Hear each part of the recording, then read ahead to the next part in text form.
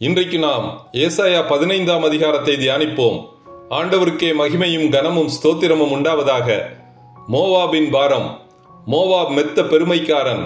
அவன் பெருமையையும் அவன் மேட்டிமையையும் அவன் அகந்தையையும் அவன் மூர்க்கத்தையும் அறிவேன். அவன் கர்த்தருக்கு விரோதமாய் பெருமை பாராட்டினான்.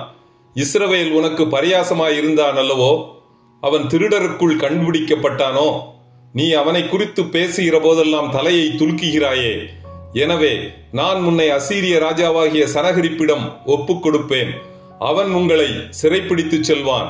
ஆர், கீர், நேபோ, மேதபா, எஸ்போன், எலையாலே, யாகாஸ், லூஹித், ஒரனாயிம், நிம்ரீம், எக்லாயிம், பெரேலிம், தீமோன் பட்டணங்கள் பாழாக்கப்படும். அலறுதலும் அழுகையும் புலம்பலும் கூக்குரலும் கேட்கப்படும். தண்ணீர்கள் இரத்தத்தினால் நிறையும். நீர்ப்பாய்ச்சலான இடங்கள் பாழாய் போகும்.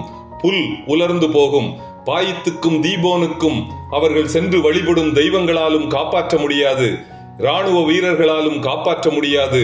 அவர்களுடைய எல்லா பொருள்களையும் சம்பத்துகளையும் பொக்கிஷங்களையும் அசீரிய ராஜாவாகிய சனகரிப் எடுத்துக்கொண்டு செல்வான். மோவாபை குறித்த கூடுதல் விவரங்களை எரேமியா தீர்க்கதரிசி எழுதிய 48வது அதிகாரத்திலும் காணலாம். இத்துடன் ஏசாயா 15ஆம் அதிகாரம் முடிவடைகிறது. கர்த்தர் தாமே நம் எல்லோரையும் ஆசீர்வதிப்பாராக. ஆமேன்.